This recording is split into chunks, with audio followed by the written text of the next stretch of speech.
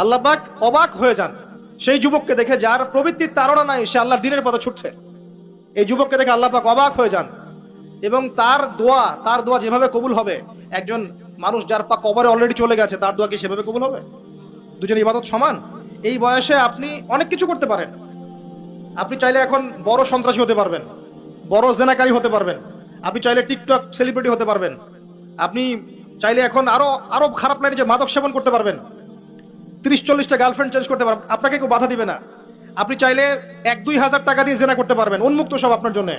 Even এখন আপনি চাইলে মদও খেতে পারবেন, লাইসেন্স দিয়ে আছে, আপনি করতে পারবেন।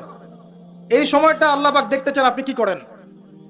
এই সময়টা আপনি আল্লাহর দিকে ফিরে আসেন, আপনি কোরআনের দিকে ফিরে আসেন, সুন্নত অনুযায়ী জীবন যাপন করেন, আপনার জন্য অপেক্ষা করছে জান্নাত।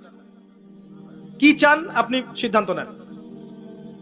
শুরুটা হবে অধঃপতনের মেয়ে দ্বারা, মেয়ে দিয়ে অধঃপতন শুরু হবে, মেয়ের সাথে ফ্রি মিক্সিং, প্রেমের সম্পর্ক হয়ে যাবে, এরপর দেখবেন জেনা করে ফেলেছে, তারপর ব্রেকআপ, দুজন হতাশ, কেউ আত্মহত্যা করবে, অথবা কেউ দেখবেন পাইকারি জেনাকার হয়েছে, বা রেপিস্ট হয়েছে, বা মাদক সেবন করছে, বা মিউজিক শুনছে, আস্তে আস্তে আস্তে আস্তে শেষ, লাইফটা শেষ, ক্র্যাশ। এভাবে যুব সমাজ নষ্ট হচ্ছে। অনেক সময় দেখবেন পড়াশোনা করছে, কোনো কারণে রেজাল্ট ভালো হয় নাই, আত্মহত্যা করে বসে আছে। ডে বাই ডে যুব সমাজের সাইকোলজি মেলই হয়ে যাচ্ছে।